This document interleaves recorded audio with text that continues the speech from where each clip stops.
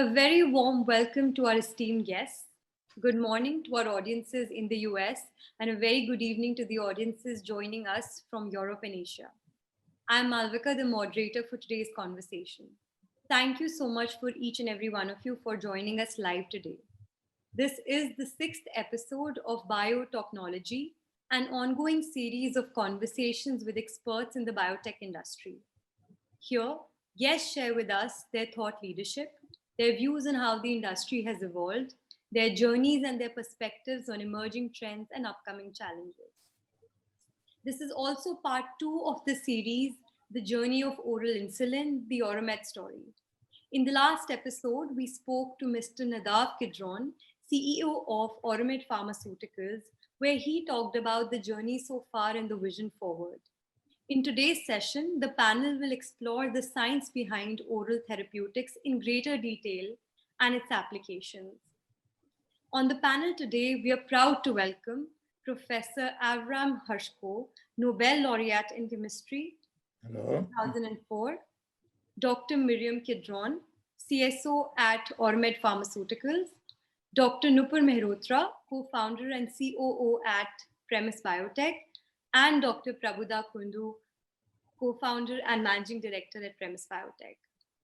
The format remains the same. After the panel conversations are over, the session will open for 20 minutes for taking questions from the audience. I request all the audience members to kindly keep dropping in your questions in the chat box below. As many questions as possible in the time that's available will be taken up and shared with the panelists for answers. Now I request Dr. Kundu and Dr. Mehrotra to share opening remarks and to welcome our guest speakers for the day. Thank you very much, Malvika. A very, very warm welcome to Professor Avram Hershko and Dr. Miriam Kidron. And Professor Hershko, may I say how honored we are to have all of you, from all of us here, to have you on the panel today. I'll make a quick introduction, sir. So, for the audience, Professor Avram Hershko was born in Hungary and moved to Israel in 1950 with his family. He gained his MD in 1965 and PhD in 1969 from the Hebrew University, the Hadassah Medical School at Jerusalem. After a postdoctoral fellowship at the UCSF, he joined the faculty at the Haifa Technion, becoming a professor in 1980. He is now the distinguished professor in the unit of biochemistry in the B. Rappaport Faculty of Medicine at the Technion. Professor Hershko and his colleagues showed that the cellular proteins are degraded by a highly selective system. This system tags proteins for destruction by a linkage of protein called ubiquitin, which had previously been identified in many tissues, but whose function was previously unknown. Professor Hershko was awarded the Nobel Prize in Chemistry in 2004, jointly with his former PhD student, Aaron Shaikhanova, and his colleague, Erwin Rose. Amongst his many honors include the Israel Prize for Biochemistry in 1994, the Gardner Award in 1999, the Alfred Sloan Prize in 2000, the Lasker Prize in 2000, and the Wolf Prize for Medicine in 2001, and the Louis Gross Horowitz Award in 2001. So with that, Professor Hershko, a very, very warm welcome to you, sir. Thank you. Thank you, Prabhuda. No problem. Alongside, we welcome Dr. Miriam Kidron. And Miriam, she serves as Oramed's Chief Scientific Officer and Director of the company since its establishment in 2006. As a pharmacologist and biochemist, Dr. Kidron earned her PhD in biochemistry from the Hebrew University of Jerusalem.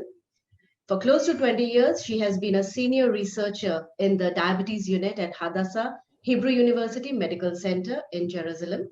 She also earned the Berndt-Schangler Award for her work on the diabetes research. She was formerly also a visiting professor at the medical school in University of Toronto. She's been the member of American and Israeli Diabetes Associations as well. A very warm welcome to you, Professor Hershko, Dr. Miriam Kidron. We are absolutely delighted and honored to host you both on this platform, Biotechnology. Thank you. Thank you, Nupur. So to open the session, Professor Hershko, I think our audience would like to get a brief, before we get into our topic, I'm sure our audience would like to know how you got to know about your Nobel Prize, sir, because there is a buzz that did you receive a phone call? Did you receive an email, sir? How did it all happen, sir? We would love to know about that. Well, the story is I never got a phone call. And the reason was that on that day when they announced the prize, it was October 10th, 2004, there was a Jewish holiday, the Sukkot holiday. So everybody had a holiday.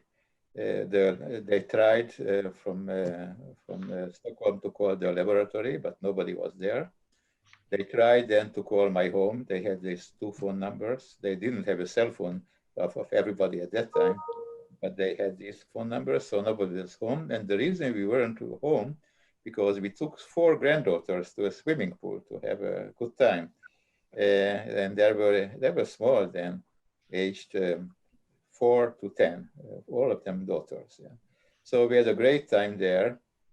And when we tried to get out of the swimming pool thinking to go home, I got a phone call on my cell phone from my cousin who heard it on the radio that I got the Nobel Prize in chemistry. And then my wife got on her cell phone. So we went home, and outside of our home, there were already journalists, and we were not looking very respectful. We were in swimming trunks, and but anyhow, we had a press conference then right there at our home because the Technion was closed. And only later I found on my phone a message, "Call back Sweden." So that is the story. Absolutely. So when they couldn't make the phone call, they released the news, and others got the news. I'm sure it must have been an amazing time for you at that time. I mean, did you feel that elation? We had a good time with our granddaughters. So I like to remember that. Thank you so much.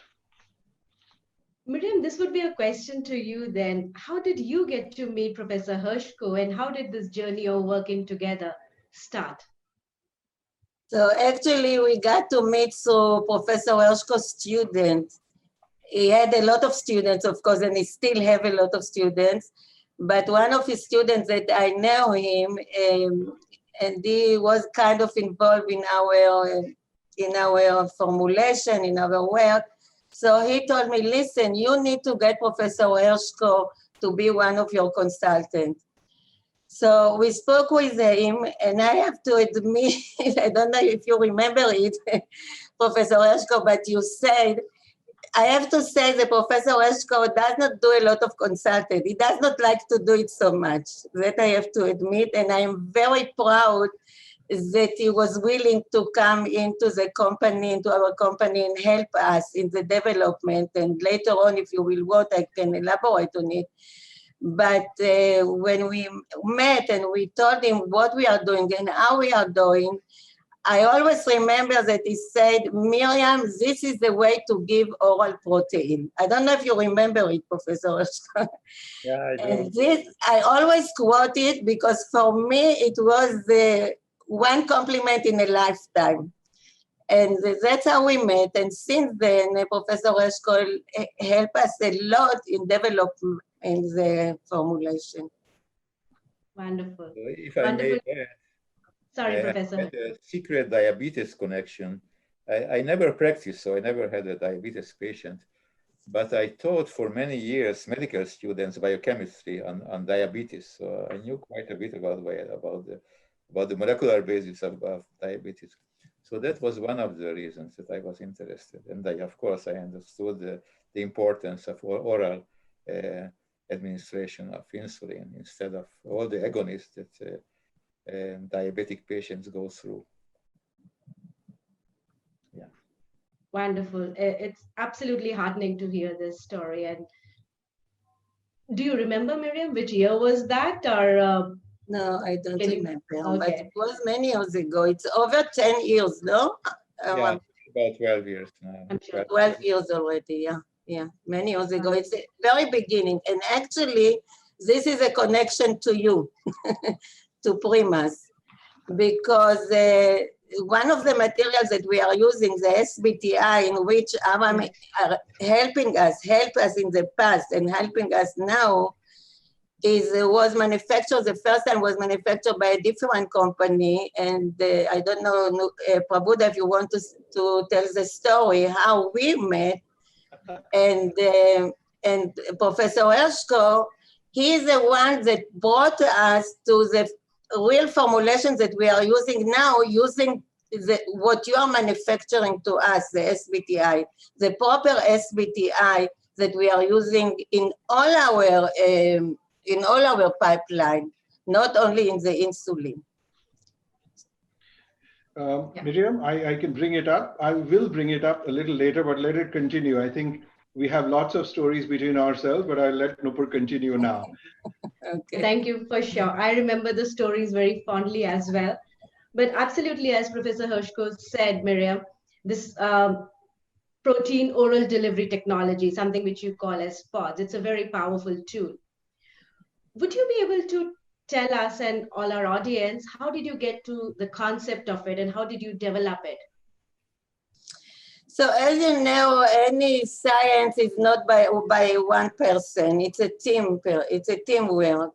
And as you mentioned before, I used to work in Hadassah Hospital in the diabetes unit, and there we try to give oral insulin for many, many years with more success or less success. But one day we came to the idea that actually we need antiprotease to save the protein that we are giving. At that time, it was insulin. And we started with few antiproteases, and we came at the end. We have done a lot of work, preclinical, clinical, to find the right antiprotease that will be good for human, because there is something that is a species specificity, that every species needs their own antiproteases. And it's a lot of work to come to the correct formulation like we have today. And that's the way we have done, and with the help of Professor Hershko, of course.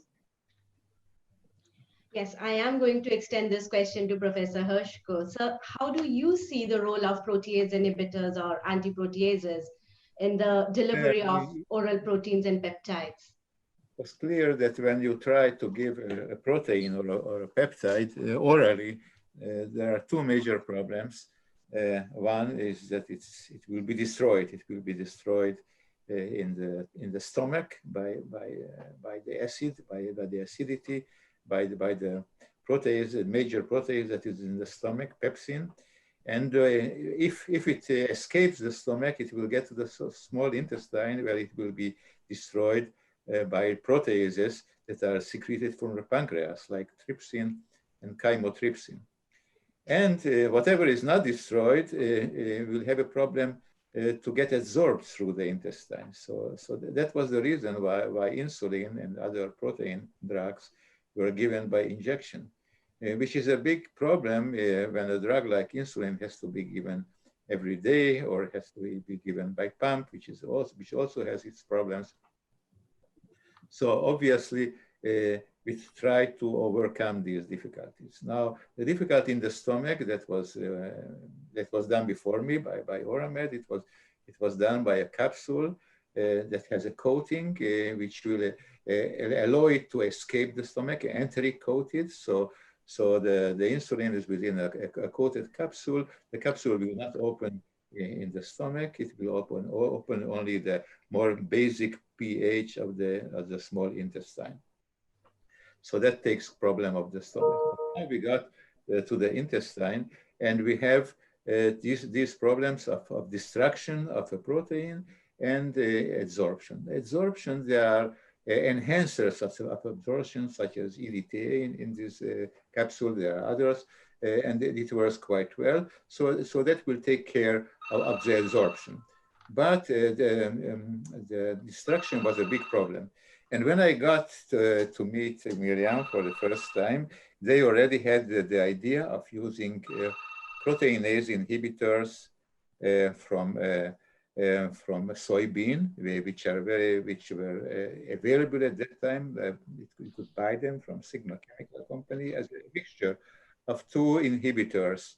One is an inhibitor of trypsin called Kunitz trypsin inhibitor, or KTI, and the other is an inhibitor of both trypsin and chymotrypsin.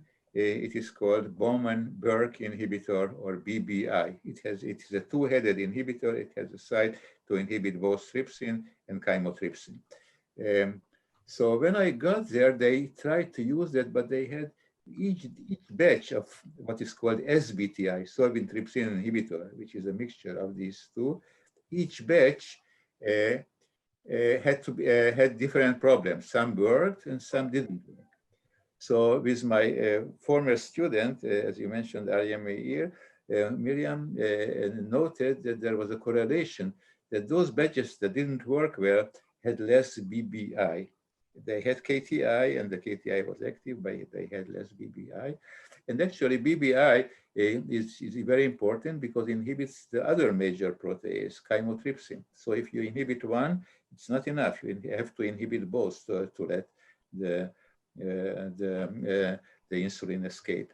So I got to that, and because BBI is present in small and variable amounts in soybean extracts, it was clear to me that we have to work out a method for the isolation, purification of BBI, and then to add it to KTI at the desired amount. And that's what we did. It took quite a while, but we worked out the procedure, and that's the procedure that's now being used. There are other ways to go about it. If you want to talk about it later, Miriam. But I think that was the major development, major improvement that allowed this capsule to be effective. I want to add something. No. Yeah, no, I think what with the help of Professor Hershko, we were able to come, I think, to the optimist formulation. There is always maybe possibility to do, but we have to remember what I mentioned before, because of the specificity of the antiprotease between animals, any kind of animal, and human being like an animal. And so we need, if our target is human, we need to do always the final target is a clinical study, which of course it's not so simple, it's expensive, and everything which comes with any clinical study. So I think that what we have is a very good formulation. Thank you, Miriam, and thank you, Professor Hershko. Miriam, as Professor Hershko indicated, it provides a very safe, efficient way of delivering insulin. Now, moving a little towards the one that you first tried with, you think that it's by mimicking the body's natural process of the insulin going directly to the liver rather than the bloodstream? Can you elaborate it on for our audience as to how the impact is going? Absolutely. A little bit about sorry. Avram, okay, go ahead. Go ahead. I spoke to medical students, so I know about it. Insulin works on different tissues like the muscle, the adipose tissue. It also works on liver and inhibits the production of glucose in the liver, and which is very important, especially at night when the liver produces a lot of glucose. So normally, here you have to know a little bit of anatomy. Insulin is secreted from the beta cells of the pancreas, goes into the blood, and whatever is going out from the pancreas goes first to what is called the portal circulation that goes through the liver. So the insulin sees the liver before it sees all the other organs, and only whatever escapes the liver goes through the circulation of the liver, escapes the liver, acts on other tissues. Now that's very important because the action of the insulin, when you inject insulin, doesn't go to the liver. It goes to all the circulation, and only part of it gets to the liver. So here, because whatever is ingested, and whatever is not ingested, whatever is going to our gut, and then is absorbed from the gut, also goes first to the liver by the portal circulation, and only then to the rest. So here, giving the insulin capsule, the Oramed capsule, actually mimics the way the physiology in which insulin meets our body. First goes to the liver and then to the rest. Now, this is very important, especially at night. And we actually give the capsule in the evening, because then it will work well at night. Because at night, we have a lot of glucose production by the liver.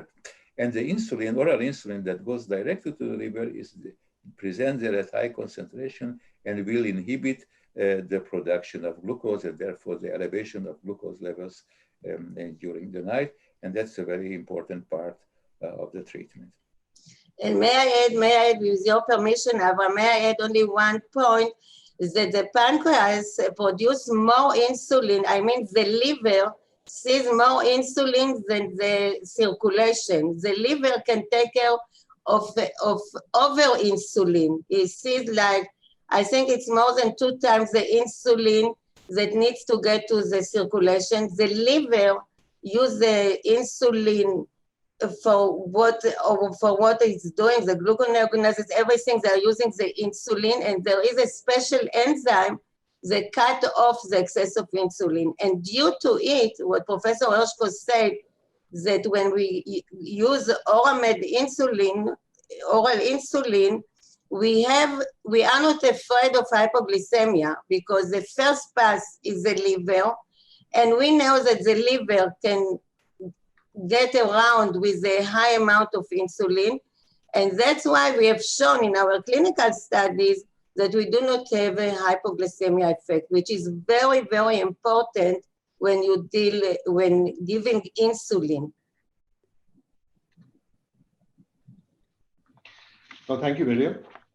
Miriam, when we extend this technology to other therapeutic areas using the POT technology that you referred to, what are the other therapeutic areas or modalities that you think, apart from oral insulin, that you are trying or will try immediately? Yeah, I always say that Oramed is a platform technology. It's not only for insulin. I mean, it's a platform technology for proteins. We have not done studies with proteins that are higher molecular weight than insulin. All the studies that were done, they are less than insulin. But I am pretty sure that with the help of Professor Hershko, we will be able to overcome higher molecular weight of protein. So we are working with GLP-1 analog. We have done few studies, 2 studies in Israel and 1 study in the US. We have an IND in the US for the GLP-1 analog. We have done in healthy volunteer in the US. In Israel, we have done also on type 2. And now we are in a process to start same study on type 2. The results in the first studies that we have done, the results are very encouraging with this GLP-1 analog. And we do hope that we will do it with type 2, that we will have a very good results. Then we have the leptin. The leptin, which I have to mention that we were able to get from Primas. The Primas manufactured it for us, and we are thankful for it. And I do not want to go and elaborate about leptin, but we have shown in preclinical that when we dose with leptin using the same SBTI as we have with other protein, we were able to show in pigs PK results.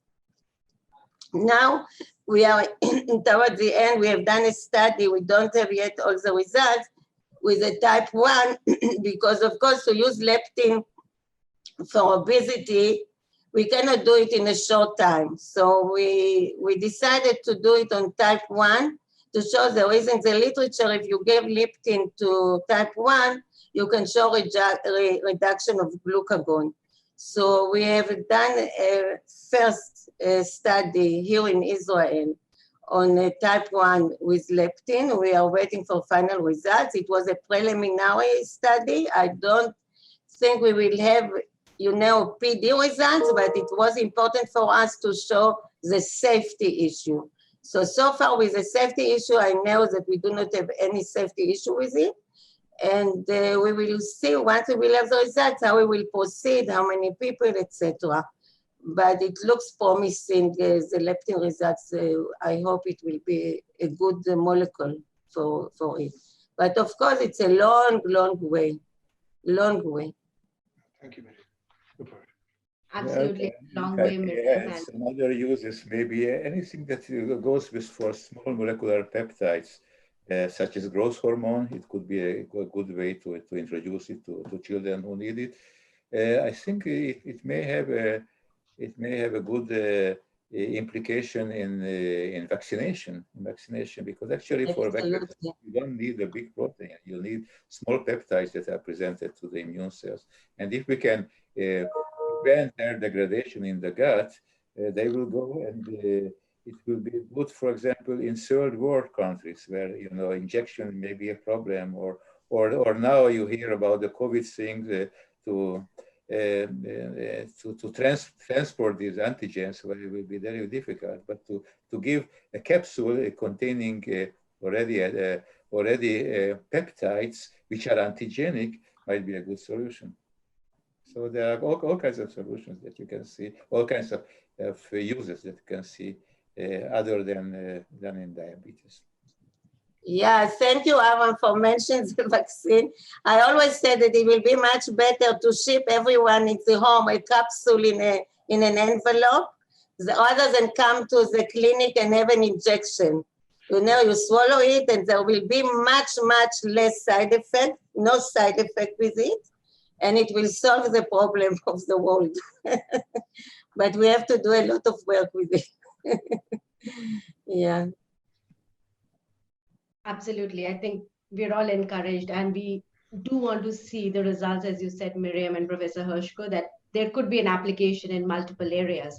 But if I recount back a little, few years back, Miriam, and if I could ask, you must have faced a lot of challenges when you were looking at the results and developing it. Is there a few examples that you could share with us and our audience on how some of the challenges looked at, how they looked at you and how you looked at them, and how you and Professor Hershko and the team, you all got together to solve them? So I can start, and then Professor Hershko can go ahead. I can start from the very beginning. When we moved from preclinical to clinical, as I said, we did not know how much insulin to give to human. We did not know how much antiproteases to give. This was before the time that we knew Professor Hershko. And we have done, and each study was a huge burden on the company, and we did, and when we get the results, the first time that we have done it in clinical study under Oramed in Hadassah, we did have some good results, but we switched a little bit. And the first I have to admit was not so good, because we learn a lot from it. We learn what should be done, how much insulin should we give, what will be with the SBTI. We started with 2 antiproteases. Today, we have SBTI, as Professor Hershko mentioned, it has 2 antiproteases in, like we can say, built in. It's not built in, but we call it SBTI, but it has 2 antiproteases. But then we had, beside SBTI, another antiproteases. And slowly, by clinic, and only by clinical trial, we could achieve it. To the final formulation that like a year ago, we finished our phase 2 study, very good results. And now next week, we are starting our phase 3, which is, I think it's amazing for a company like Oramed. Starting a phase 3. And with the help of all of you, Primas and Professor Hershko, that help us to get to the good results in the clinical studies. Yes, it's a big leap. I agree. It's a very big leap to get into phase 3. And Professor Hershko, as Miriam said, you've been involved in very many scientific challenges, and you've been a pillar of strength, pillar of knowledge for everyone. How would you look at some of the challenges which have come along the way and your outlook, sir? Well, most of my life I'm doing basic science, and to develop a drug is quite different, yeah. And there were all kinds of challenges that I heard from Miriam, I didn't make the right capsule, the formulation, you have to have an oil and the correct oil. What is the formulation? Things like that. And I even remember a preliminary clinical trial that didn't work because the capsule wasn't built well. So you have to take care of all kinds of things. Well, in basic science too, you have to take care of the details, but the details are different, yeah, different. And the organization of a clinical trial is, of course, different. So I was very pleased when the phase 2B worked so well. There was a good reduction of hemoglobin A1c and a significant reduction of blood glucose. So it seems that we got over all the technical problems and also the theoretical problems of how to protect insulin and how to let it get absorbed in the intestine. Thank you very much, sir. Miriam, now let me take us to a little bit different track. I know there are over 350 to nearly 360 people on the audience, and I'm sure they would all have one question, which similarly we had asked Nadav, is what made you think of starting the company? Where did that incentive come from? And then I'll come to a story which I would like to share. But please, I could not hear your last sentence before you said as a story. I could not hear the sentence. I said, what made you start thinking of starting the company Oramed? How did you start that? I don't know if the audience know, but Nadav is my son. And Nadav has always said that he grew up with oral insulin. As I told you before, I was for many years in Hadassah in the diabetes unit, and we tried oral insulin, but in a place like hospital or in a place even in university, you don't have the sources to go beyond what you achieve. And one day I told Nadav, listen, I'm pretty sure we have something in our hand, because it was at times that it was preclinical studies that we have done, and the results, the reproducibility was very good. One of the problems in developing anything, and maybe even in a basic science, is the reproducibility. Because if you get one time result something and the other time a different result, so what is the result? You don't know what is the true result. But here we got to a point where we had reproducibility with good results, a reduction of blood glucose in the dogs. At that time we used dogs as preclinical. And Nadav in his personal life got in a situation that he took it and he decided to go and to see. And it was a lot of work, Hadassah had a patent, he needed to do it. And then, of course, Oramed, since Oramed came into reality, so Oramed have a lot of patents today in most of the world. And we achieved a lot. I think during the time since the company started as a small company, we are not that many people.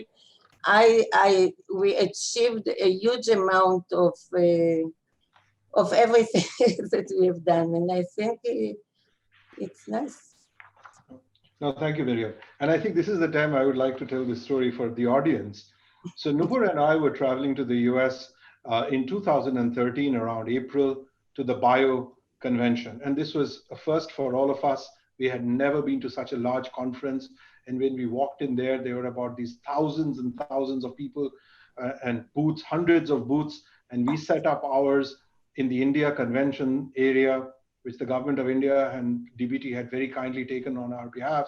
And we took a small place there. And Miriam came along, and it was around 11:55 in the a.m. And she came and she said she had to meet some other people there. And she had not come to meet us. So we were just incidentally there. And she said, where are they? And we said, we don't know. And so she said, okay, I'll come back. So she walked away and she came back again in 5 minutes for the 12 o'clock meeting. And the folks had not been there. So then we could see that she was obviously a little jet lagged and tired. So Nupur offered, why don't you sit down? So she sat down and said, and as you can all realize, she looked around and said, what do you do? And we said, we make proteins. She said, I have 2 proteins. And that's how this amazing journey started in 2013, where we are now partners with Oramed and making the material for phase 3. It just started by offering a seat, a glass of water, and I think it's destiny, Miriam. Yeah, I think it's amazing. I think it's amazing our coincidence of meeting, and we were able to come from there. And I hope you don't mind if I will tell the story that when the first time I did not know if I have done a good stuff. I did not want to travel to India. And I did not know what, and everything was the beginning. It was via email, telephone, and so at the end we did travel, yeah, it was when we started from zero. I mean, Oramed and Primas, we started from zero, and we achieved a lot. We still have a lot to achieve. We still have a lot to achieve. And maybe it's a time here now, if you want, we can mention the RBBI, the recombinant RBBI. Please. Maybe Avram will tell about the recombinant. Yes. Well, as I said, the weak point in our formulation is BBI, because it's present in lower amounts in soybeans and the other compounds. We even looked at sunflowers, all kinds of inhibitors. So chymotrypsin inhibitors are a problem. And then the idea came that maybe it is better, and there are also differences in the activity in different batches. We buy the soy flour, and soy flour is made by the industry, and you have to be careful that it's not cooked. Usually it is cooked so that the inhibitors will be killed. You don't want that. But even without cooking, there is a big difference in different batches and big differences, different productions, different years of soybean. So it would be better to have recombinant inhibitors. Now, this is not a trivial thing, because these are extracellular proteins. They are secreted outside the cells. They have a lot of disulfide linkages. BBI has 7, these disulfides, so they have to be correctly formed. And it's quite a challenge to make them, but the Primas did it, and now they have a very good active BBI, and we are testing whether it can replace effectively the natural BBI. It's actually more active, because evidently there are some post-translational modifications that decrease the activity. So the recombinant BBI is about 2.5-fold more active than the natural BBI. So it looks to be promising, and I think there is a good chance that it will work very well. Thank you so much. Mm-hmm. No, so I just want to add on what Professor Hoshko said. As I said, the final target is human, and we need to do now. I hope we will be able to do very soon, with the help of Primas, a clinical study to show that what we see in preclinical, our model is pigs, so to see if we get the same results that we are having in the pigs, and this will be a great moving forward for us. For both Primas and Oramed. No pressures, Miriam, no pressures. That's fine. Yeah, Nupur, please continue. No, absolutely. Thanks, Froda. Thanks, Miriam and Professor Hershko. I know RBBI is the next focus. But Miriam, again, as you mentioned, and Nadav also in his previous talk with Prabhuda mentioned that you've kept a small team, you've worked more with collaborations. From us very happily and in a very honored way is one of the collaborators. But how have you walked through these multiple collaborations, and how have you taken it forward, and some of the highs and the lows? If you want to comment a little bit on that, I think it would be very helpful for some of the companies and other people who are setting up ventures to learn that from you? I think collaboration with other people, companies, it's very, very important. This was your question? No, It is. I think it's very important. Nobody can do alone. Nobody knows everything alone. And you have to know where you need to look for advice, or you need to do, like, if I will give an example, like the leptin that we came from. We looked around, and then we came to you, and this was the best offer that we can have, having a leptin, a human leptin, what we are having, correct? So it's very important to everyone to know that you need collaboration, but it's important to find the right collaboration. You know, that people and companies that you get along, you don't have problems and so on. Yeah, no, thank you. Absolutely well said. Further, yeah. So looking ahead, I think you've also answered a few of those, but looking ahead, where do you think this will go, the oral technology? I know there are multiple companies who have, started working on oral therapy, and they have been for years working on oral therapeutics. Some of them have succeeded, most of them have not. And as Miriam correctly pointed out, that going into phase 3 is very important, but not the end of the road. And we have multiple other complications coming up. So in your view, if you were to address our audience and say, where do you think the future of oral delivery is going? You mean for proteins, because we are dealing with proteins. Yes, with proteins. Yes, of course. That's what I asked, Professor Hershko. You mean for proteins? Proteins, I think I think the world is ahead of. I mean, it's very important, and I am pretty sure. I hope we will have a success, of course. But we can see what Novo Nordisk have done. They have now they have a protein, an oral protein.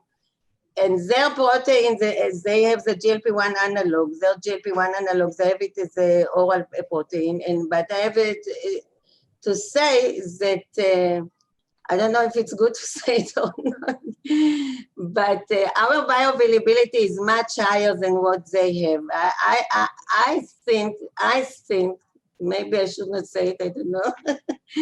But I think that our formulation is the much better approach for oral protein. And I think the world starting to understand that it is possible to have oral protein. Years ago, people say it's impossible to give oral. It's impossible to get oral protein. It's impossible. But you see that it is possible, and it's coming to reality. Like we are starting phase 3, and we have good results with insulin, and we have a lot of encouraging results with the other proteins that we have done clinical studies. So I think that the world will have oral protein. I don't know how long it will take, because we have to remember that the regulatory is a huge obstacle. Maybe not obstacle, but to fulfill all regulatory requirements, it takes a lot of time and a lot of resource. It's not like they're developing the COVID-19 vaccine that they cut off the regulatory. For a regular thing, you have to go, it's a lot of toxicology, a lot of preclinical, a lot of clinical studies until you get a proof of it. But Oramed, with the insulin at least, we are on the right way for it. Coming to Professor Hershko, before we I think we are now coming towards more or less the end of our discussions. But sir, in your opinion, do you think there will be certain challenges in the pediatric side to take these formulations? What do you think the differences will happen in that, sir? In juvenile diabetes? Yes, sir. Well, it is intended for juvenile diabetes. It actually works in juvenile diabetes. So I think it can be taken to at early times in children, of course, and it will save a lot of suffering for these children. Thank you. So I think we're coming to a place where we have a lot of questions from the audience, and I would like Malvika to bring that up. But before that, Miriam, if there are any concluding remarks that you would want to give, and then we can open the questions from the audience to that. I don't know what kind of remarks you're expecting. As I said the oral proteins will be available, and it is available, and collaboration like we have Oramed and Primas is very important. All kind of collaboration can bring everything together and solve problems. Yeah. Thank you very much. And before I ask Professor Hershko to sum up and giving his concluding before we get into the question answer, sir, I don't know if you remember, we were sitting and discussing a small or rather large problem in the way we were estimating things at the offices in Jerusalem. And after a little bit of hard discussion where I was getting up on the board and doing the mathematics, I think you really blessed if I have a biochemical avatar or a biochemical life, you put your arm around me and you said, he understands biochemistry. I think coming from you, I think I've been blessed with that. And that was an amazing opportunity with you where you just put your arm on me and said, he understands biochemistry. I don't think anything else would have satisfied my biochemical life after that. I thought it's amazing. Sir, before I end, what would your message be? We have lots of people who are listening to you, to all the young aspirational scientists across the audience. As I said, I've been doing basic science most of my life, and I thought I would continue like that. I wasn't involved in many companies, but I like this small company, Oramed, because of two reasons. Maybe they had the right attitude, right people, and also, as I said, I had some connection to diabetes from teaching. I was teaching the biochemistry of diabetes to medical students. And I worked on protein degradation, ubiquitin-mediated protein degradation. So the important part is the marking by ubiquitin. But then there is a protease. So I knew about proteases, and then I knew about protease inhibitors. So I got involved in a company because I thought maybe I could use my knowledge from basic science about proteases, proteinase inhibitors, enzyme purification, protein isolation, and I used all that from my knowledge in basic science for application. So basic science is sometimes you may get involved in such things. In development of drugs, as long as you don't do it too much, that's okay. I don't think one should do it full time. One should stay with the basic science. But to help out, I think it was an experience for me. Thank you, sir. It's always an ever humbling experience to have you and Miriam on the webinar like this and discuss with you.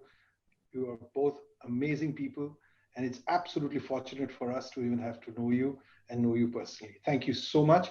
Now we will open the platform for question answers. Malvika? Absolutely. Thank you so much to everybody for this wonderful interaction. We definitely have a lot of questions that have lined up. I would like to start with the first question from Karthik Ramani, who asks, will oral insulin delivery eliminate injections or complement it? We need both mealtime and basal insulin to achieve glycemic control.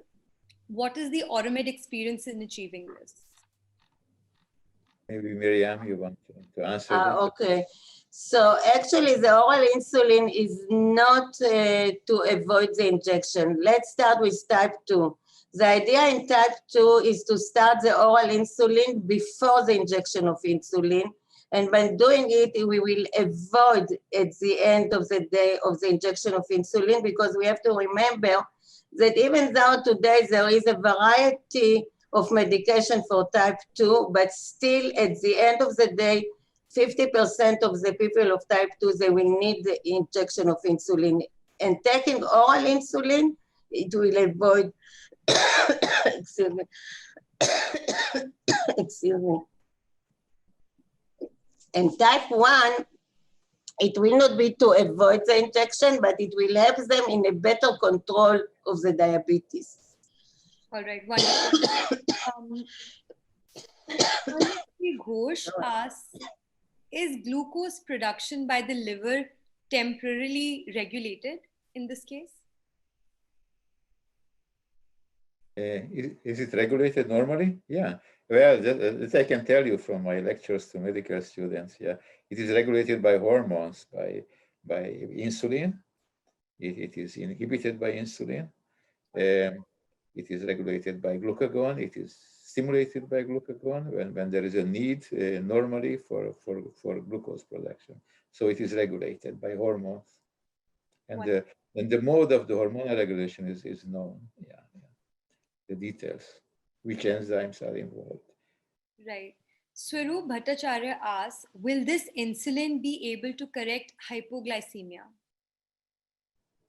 Yeah, the answer, what does it mean to correct? We have seen in our clinical studies that we do not have hypoglycemia using the Oramed insulin, oral insulin. To prevent hypoglycemia. Yeah, yeah. Right. Absolutely. In a gentler and more physiological way. Right. Yeah. Kartik Ramani asks, what is the level of HbA1c control which has been achieved with the oral delivery of insulin compared to other ODA and injectable insulins?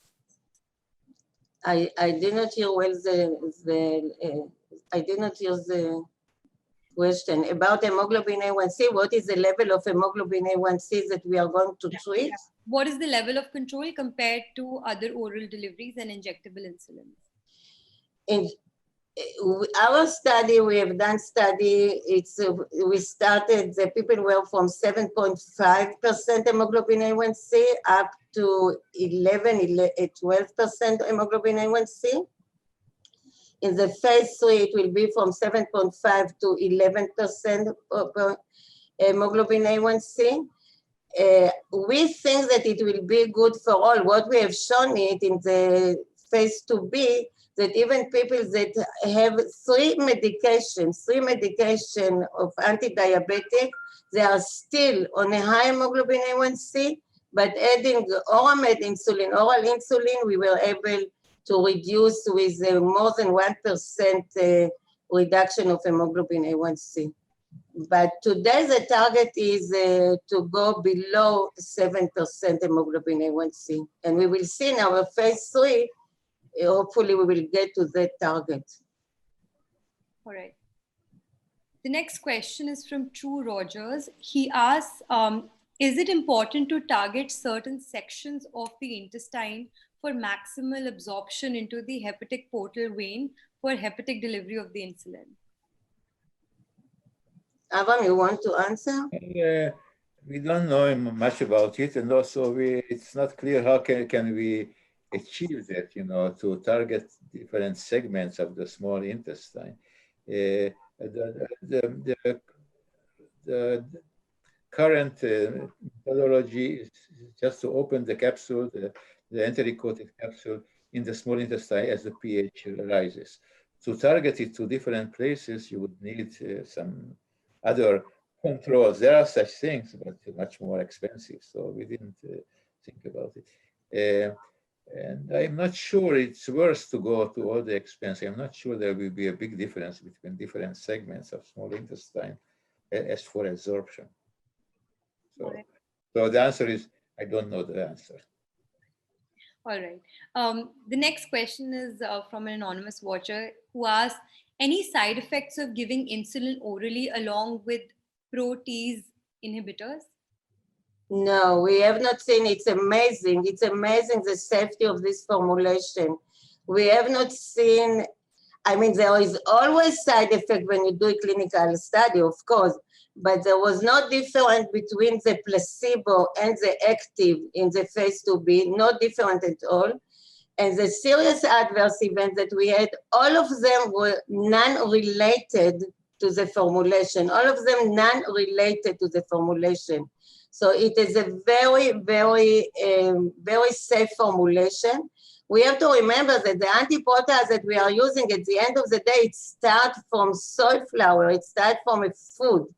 So we don't expect that there will be any problem with it. And we have not seen, not in the preclinical, not in toxicology, and not in the clinical studies that we have done so far. I would like to add here that antiproteases, it's very important to know how much you are giving. If you give a huge amount, then you will inhibit digestion of proteins, and then the patients may go into protein malnutrition. But that is 20-fold higher than the amount present in the capsule. The amount present in the capsule is released from the capsule together with the insulin, and just locally, it's that segment of the intestine inhibits the proteases, and for a short time, for a couple of hours. And then, so at that level, there was no, all the toxicological studies showed that there is no protein malnutrition whatsoever. So it's very important to know how much are you giving. Malvika, is it possible for me to just jump in once? Because I see a lot, there are more than, I think, 50, 60 questions. It's going to be very difficult for you to handle. I can sum up one or two basic areas, if that's okay with you, and then, you could take it forward. Miriam, there's a lot of questions on the bioavailability. So questions, I mean, there are at least 7, 8 questions on bioavailability. There's a few questions on the amount you use. And is it a once a day or is it twice a day capsule? So I think this will take care of, sorry, Malvika, but it will take care of a lot of the concerns that are there. So may I ask, if someone wants a specific question, I will be happy to answer by mail. But for your question, bioavailability relative to protein, giving oral protein, our bioavailability, which we have done in a small study in dogs. It's very hard to do bioavailability because, as we mentioned all the time, that the majority of the insulin gets into the liver. So it's very hard to measure how much you can do perfusion, liver perfusion. But with human, it's hard to do liver perfusion. So what we have seen, and we had a poster, Oramed had a poster a few years ago in the ADA, what we have shown that we have more than 5% bioavailability when we dose with our oral insulin. We are using now 8 milligram of insulin in our formulation. This will be our phase 3.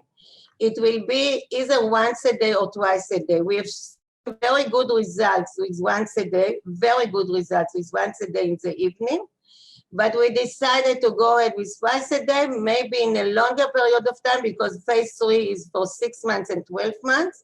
There will be a further, we will see further reduction of hemoglobin A1c. But so far, once a day, 8 milligram, it's a very good results. And what was the last question? You say there was 3. No, in terms of, you've addressed it. One was bioavailability, the amount of insulin, and then it's a once or twice a day. Okay, thank you. Thank you. Please. To take the therapeutics out to the market, what are the challenges and the hurdles that you faced in this journey? We started with the US, with the FDA, and I have to admit they were very collaborative, and they I don't know, they treat us nicely. And of course, we advised, like we started now, we are going to start phase 3. We had the end of phase 2 meeting with them, and they gave us their advice about the protocol, which of course we accepted. And I mean, you need to do stuff. I mean, you need to do before you go to the regulatory, because you know what you need to do. You need to do toxicology. You need to do a lot of preclinical studies. You need to do a lot of clinical studies. You open your IND, and then you have to do. But the regulatory, the FDA, we did not have this specific challenge that we could not overcome. Right. Okay. So Parna asked to the panelists, she says, how many participants, and I think Miriam, this is again for you, how many participants do you plan to enroll in the phase 3? Around 1,200. Okay. So, Malvika, if I may just jump in, I think a couple of questions are coming on. When do you think, Miriam, you would reach to a level where phase 3 study data could be out? And I think a lot of expectation is when could be it available in market if things go well? So in the FDA, it says that you have to finish the phase 3 and then you have to apply for your BLA, which in the case of insulin, So it will give us a 12 years advantage. Does not matter of our patent. It will be like unique for Oramed, this using of our formulation with the insulin. We hope that in 2 years, maybe it's optimistic view, that within 2 years or 2.5 years, we will have the results of, we have 2 protocols for phase 3. And then it depends how long it will take to get the BLA. It's between half a year and 1 year. So it between 3 years and 3.5 years, we hope to be there. Thank you. Malvika, please. Malvika, there is one more question which has just come flashed into my thing. It's from Dr. Rustam Modi. He addresses it to Dr. Miriam. Insulins have a longer circulatory half-life. Oramed's exenatide is in phase 2B, which is very short plasma. Does it use any different technology from the oral insulin? This could be a potential blockbuster like the Ribelsus. Good luck. So do you have a comment for Rustam on this? I'm not sure I understand the question. I heard some because I have a problem with the internet here, so I'm not sure I understand. Can you repeat only the first part of the question? I guess the question is that between what you're doing with exenatide and oral insulin, is it using the same delivery system? Yeah, correct. Okay, so that's yeah. All right, great. Malvika, over to you. So we're actually quite close to the end of time. So I'm just going to take like 1 or 2 more questions. This one is from Ritu, who asks, will long-term type 2 diabetic be able to switch over to oral insulin? I'm not sure I understand the question. I'm sorry. Avram, did you understand the question? I didn't. Well, as I understood it, in the long time, or eventually, we'll be able to use only oral insulin. I think we talked about that. Hopefully, why not? But for that, we have to improve the delivery, maybe to improve the absorption also, and so further improvements. Right now, it is an auxiliary system. So we can control much better blood glucose, do with less injected insulin, do with less other drugs, but it won't be just a drug by itself at the present formulation. For that, we need further improvements in the future. And the final question, a lot of people are asking questions related to the absorption in the stomach, including how is the formulation helping in better absorption through the stomach? There is one that asks, does inflammation in the GI tract of any sort interfere with the absorption in these peptides? And another one which says, what if most of the protease inhibitors are used in the stomach only? Would you like to comment on the interaction in the stomach and the absorption? I think Avram should answer it. It happens not in the stomach, it happens in the small intestine. So in the stomachs, we just want to go through it safely. And then for that, I think the formulation of the capsule, the enteric coating is very good. And most things are absorbed not in the stomach, are absorbed in the small intestine. And that is the case also with insulin. Of course, we have to enhance the absorption, and that is done by enlarging the junctions between cells. So maybe that is one thing that could be improved in the future. All right. Thank you so much. We're at the end of time for the question answers now. I would like to thank the panelists again for the valuable insights and the interactions. And thanks are also due to the audience for such wonderful participation. The questions that haven't been answered will be answered through a follow-up email. I would now like to request Dr. Kundu and Dr. Nupur to give their concluding remarks and close today's session, please. Thank you. Thank you all. Thank you. Bye. Bye-bye. Bye. Absolutely a delight. Bye-bye. Thank you so much. Thank you, sir. Thank you, Professor Hershko. Thank you, Miriam. Bye. Thank you. Take care. Bye. Bye. And thank you to all the audiences. Thank you to the audience. There. And our next one will be held on December 8th. So please stay tuned. That'll be episode 7. We will very shortly release the information about it. In the meantime, Have a very good morning, a very good evening, and good night to everyone. Thank you so much. Bye-bye. Stay safe, everyone. Bye. Bye. Bye. Thank you. Bye. Bye. Bye. Bye. Bye.